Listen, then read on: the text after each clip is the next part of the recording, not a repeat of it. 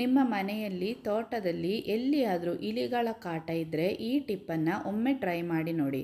ಒಂದು ಅರ್ಧ ಬಾಳೆಹಣ್ಣನ್ನು ತಗೊಂಡು ಅದರ ಮಧ್ಯದಲ್ಲಿ ಒಂದು ತೂತು ಮಾಡ್ಕೋಬೇಕು.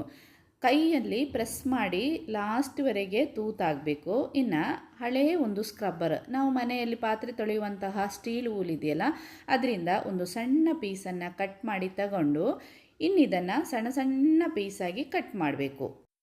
ಎಷ್ಟು ಚಿಕ್ಕದಾಗಿ ಕಟ್ ಮಾಡಲಿಕ್ಕಾಗುತ್ತೋ ಅಷ್ಟು ಚಿಕ್ಕದಾಗಿ ಕಟ್ ಮಾಡಿ. ಈ ರೀತಿ ಮಾಡೋದ್ರಿಂದ ನಮ್ಮ ಕತ್ತರಿ ಕೂಡ ತುಂಬ ಹರಿತವಾಗುತ್ತೆ.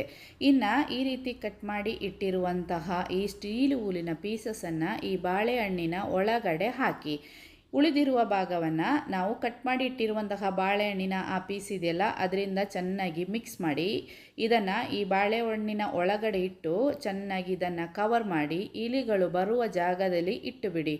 ರಿಸಲ್ಟ್